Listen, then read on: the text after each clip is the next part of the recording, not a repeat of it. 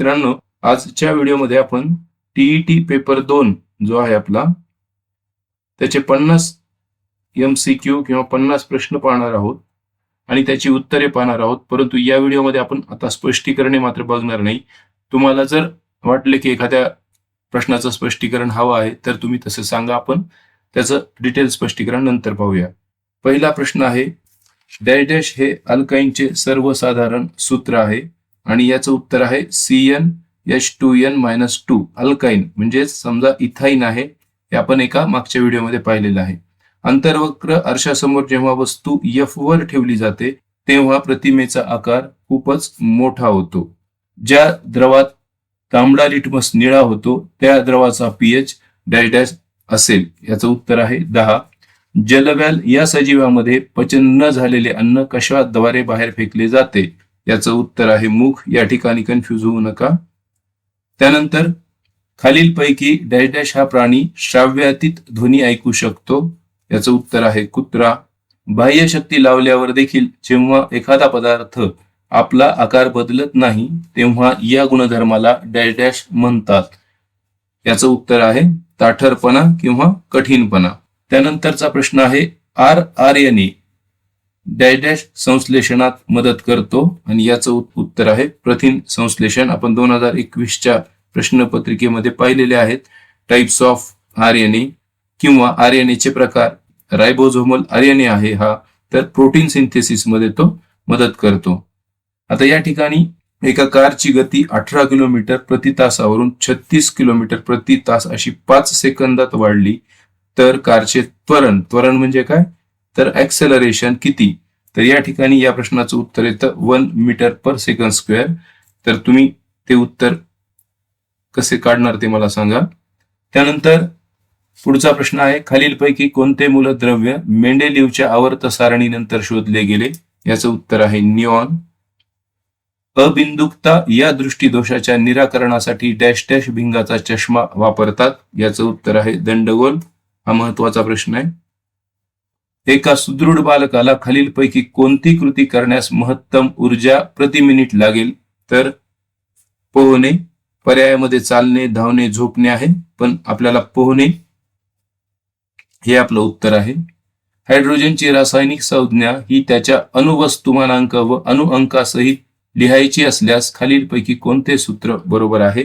म्हणजेच अणुअंक म्हणजे atomic number आणि अणुवस्तुमानांक म्हणजे मास नंबर. तर याचं उत्तर येईल 1H1. या पद्धतीने आपण लिहितो. दवाखान्यातील परिचारिकांना आयोडोफॉर्मच्या गंधाची जाणीव नसते कारण त्यांच्या ज्ञानेंद्रियाला त्या गंधाची सवय होते. काही ठराविक वेळेनंतर त्यांना मग तो वास येत नाही. आपल्या शरीराची रचना त्या पद्धतीने केलेली आहे. वीज पुरवठा बंद केल्यावरही पंखा थोडा वेळ फिरत राहतो. या घटनेचे स्पष्टीकरण कशामुळे मिळते. तर हा आहे जडत्वाचा नियम. तो म्हणजे न्यूटनच्या पहिल्या नियमामुळे, जो जडत्वाशी किंवा एनर्शियाशी संबंधित आहे.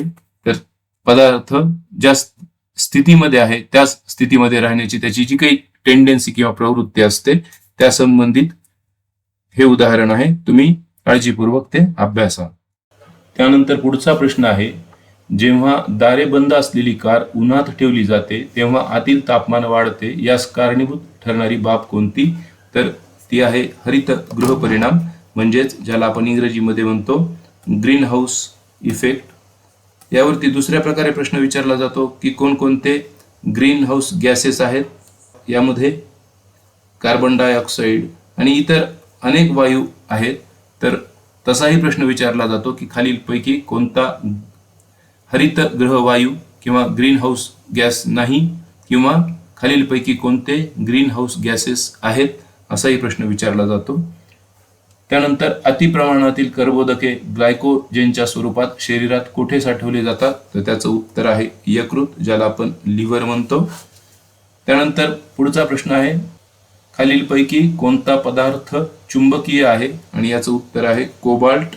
त्यानंतर पुढचा प्रश्न आहे, मानवी आरोग्य रक्षणासाठी जागतिक पातळीवर कार्यरत असणारी संस्था कोणती. तर त्याचं उत्तर आहे WHO, ज्याला आपण जागतिक आरोग्य संघटना असे म्हणतो किंवा वर्ल्ड हेल्थ ऑर्गनायझेशन असंही म्हणतो. मागच्या 2021च्या प्रश्नपत्रिकेमध्ये प्रश्नही विचारलाय की जागतिक आरोग्य दिन कोणता, तर 7 एप्रिल हा जागतिक आरोग्य दिन आहे. अशा प्रकारे आरोग्यविषयक इतर दिवसही आपल्याला माहित असणं गरजेचं आहे. WTO ही व्यापार संघटना आहे. युनेस्को ही सांस्कृतिक शैक्षणिक संबंधित आहे आणि युनिसेफ ही मुलांशी संबंधित आहे. तर आरोग्याशी संबंधित जी आहे ती आहे WHO. त्यानंतर हे गणित आहे. या ठिकाणी हे ओहमचं चिन्ह आहे या ठिकाणी. तर पुढील प्रमाणे विद्युत रोध दिलेले आहेत. 1 ओहम, 2 ओहम आणि 3 ओहम. समांतर जोडणीमध्ये सममूल्य रोध कोणता असेल? या ठिकाणी हे ओहमचं चिन्ह आहे ऍक्च्युअल. तर याचं उत्तर येतं 6/11 ओहम. उत्तर कसं येतं ते आपण पुढच्या एखाद्या व्हिडिओमध्ये बघू, तुम्हाला हवं असेल तर. त्यानंतर पुढचा प्रश्न आहे, अंड्याच्या टरफल्याच्या चुऱ्याबरोबर रासायनिक अभिक्रिया होऊन चुनकळीचे पाणी दुधाळ बनविणारा द्रव म्हणजे हायड्रोक्लोरिक ऍसिड किंवा हायड्रोक्लोरिक आम्ल. खालीलपैकी कोणत्या पदार्थाचा द्रवणांक सर्वात जास्त आहे? या ठिकाणी लक्षात घ्या, द्रवणांक म्हणजे मेल्टिंग पॉइंट. कोणत्या पदार्थाचा द्रवणांक सर्वात जास्त आहे, अधिक आहे? तर उत्तर आहे लोह. वर फेकलेली वस्तू खाली पडताना गुरुत्वीय बलामुळे तिच्या गतीवर काय परिणाम होतो? तर गती वाढते तिची. एखादी वस्तू वर फेकली आणि नंतर ती खाली येत असेल तर या ठिकाणी जे पृथ्वीचं गुरुत्वीय बल आहे त्यामुळे या वस्तूची गती काय होते? खाली येताना वाढते. कारण वस्तू खाली येत असताना गुरुत्वीय बल त्यावर कार्य करतं, म्हणजे आकर्षित करतं, त्यामुळे त्याची गती वाढते. त्यानंतर पुढचा प्रश्न, आरशापासून कितीही लांब उभे राहिले असता जेव्हा आरशातील आपली प्रतिमा सरळच दिसते तेव्हा तो आरसा डॅश डॅश असण्याची शक्यता आहे. तो म्हणजे सपाट किंवा साधा आरसा. द्रवात न विरघळणारे परंतु डोळ्यांना दिसणारे पदार्थांचे लहान कण म्हणजे निलंबित कणांचे द्रावण. त्यानंतर हा महत्वाचा प्रश्न आहे, पक्ष्यांची हाडे खालीलपैकी कशा प्रकारची असतात? तर घन, सशक्त आणि घन, हवायुक्त व पोकळ आणि यापैकी नाही. याचं उत्तर आहे हवायुक्त पोकळ आणि यामुळे पक्ष्यांना उडता येतं. त्यानंतर पुढचा प्रश्न आहे, 0 डिग्री सेंटीग्रेड तापमानास ध्वनीची कोरड्या हवेतील गती डॅश डॅश इतकी असते. याचं उत्तर आहे 332 मीटर प्रति सेकंद. पृथ्वीवरील वातावरणाच्या सर्वात खालच्या थरात ऑक्सिजनचे प्रमाण जास्त असण्याचे कारण सांगा. कारण ऑक्सिजन वायू हा हवेपेक्षा जड आहे, त्यामुळे तो खालच्या थरामध्ये आढळतो. त्यानंतर पुढचा प्रश्न आहे, खालीलपैकी कोणत्या ऊतींमुळे शरीरातील विविध अवयव एकमेकास जोडलेले असतात? आणि याचं उत्तर आहे संयोजी ऊती.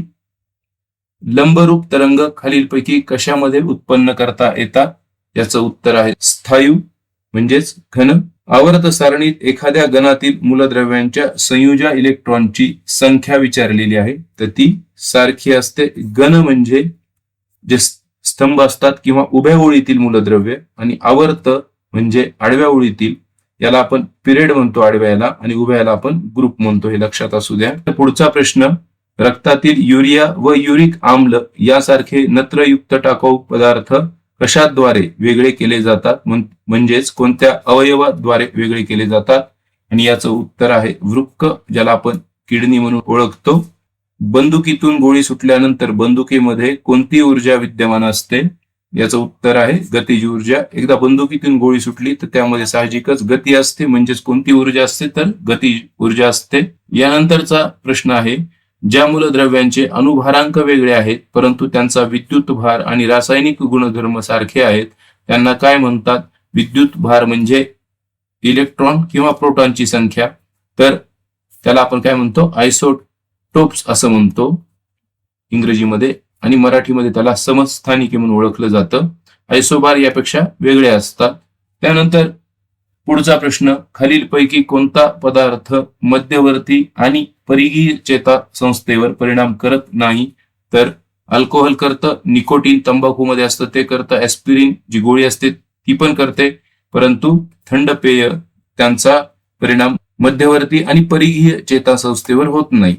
त्यानंतर अतिशय महत्वाचा प्रश्न हा पण, सर्वसामान्य माणसाचा डोळा अंदाजे डॅश डॅश अंतरावरची वस्तू स्पष्टपणे पाहू शकतो? तर त्याचं उत्तर आहे अनंतापासून 25 सेंटीमीटर पर्यंत.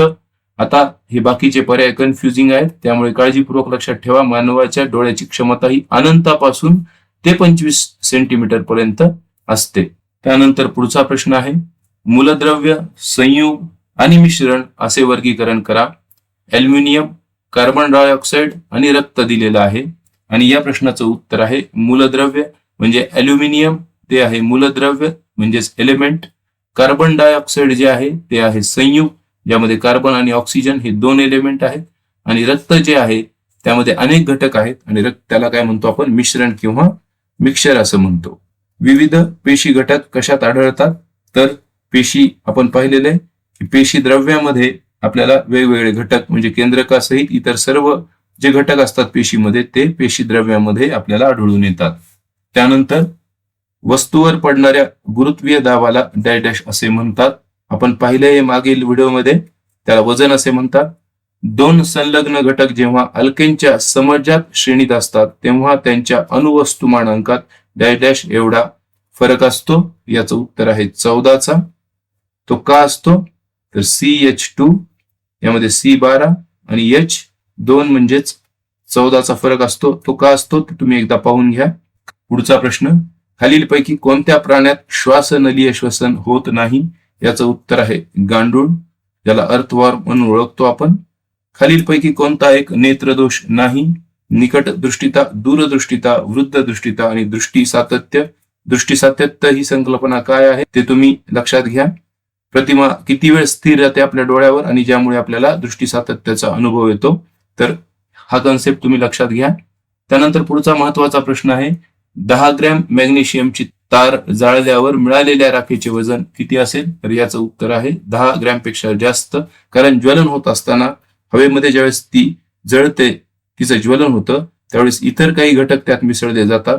हे त्याचं कारण आहे, परंतु त्याचं डिटेल कारण तुम्ही पुस्तकामध्ये पाहून घ्या. जेव्हा पान वनस्पती सूर्यप्रकाशात प्रकाश संश्लेषणाची क्रिया करतात तेव्हा डॅश डॅश हा वायू उत्सर्जित करतात आणि ऑक्सिजन हा वायू उत्सर्जित करतात. हिरव्या वनस्पती किंवा पान वनस्पती असतील तर त्या सूर्यप्रकाशात ज्यावेळेस प्रकाश संश्लेषण होतं त्यावेळेस ऑक्सिजन O2 ज्याला आपण प्राणवायू म्हणून ओळखतो हाच वायू उत्सर्जित केला जातो. त्यानंतर पुढचा प्रश्न आहे, खालीलपैकी कोणता पदार्थ विद्युत वाहक आहे. तर याचं उत्तर आहे ग्राफाइट. हे कार्बनचं अपरूप आहे.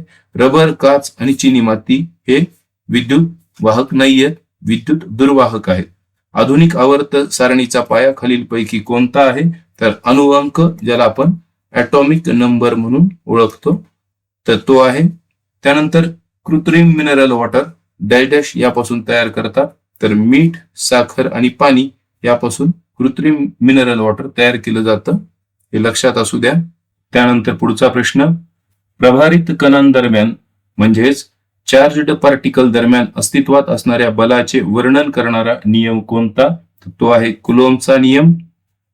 त्यानंतर ज्या क्रियेत ऊर्जा निर्मिती होऊन जड अस्थिर केंद्रकाचे विघटन हलक्या केंद्रकात होते त्या क्रियेस म्हणतात, म्हणजे डॅश डॅश म्हणतात, तर केंद्रकीय विखंडन असे म्हणतात, ज्याला आपण न्यूक्लिअर फिशन म्हणून ओळखतो. त्यानंतर गव्हाच्या पिठाचे संदूषण होऊन त्याचे पोषण मूल्य कशामुळे कमी होते. याचं उत्तर आहे टाल्कम आणि खडूची भुकटी. पुढचा प्रश्न, कोणताही पदार्थ त्याच्या उत्कलनांकापेक्षा कमी अशा कोणत्याही तापमानास द्रव अवस्थेतून वायू अवस्थेत अवस्थांतरित होण्याच्या क्रियेला डॅश डॅश असे म्हणतात. म्हणजे द्रव अवस्थेतून वायू अवस्थेत अवस्थांतरित होण्याच्या क्रियेला काय म्हणतो आपण, बाष्पीभवन किंवा इव्हॅपोरेशन असंही म्हणतो आपण. याला बाष्पीभवनला आपण काय म्हणतो, इव्हॅपोरेशन असं इंग्रजीमध्ये म्हणतो.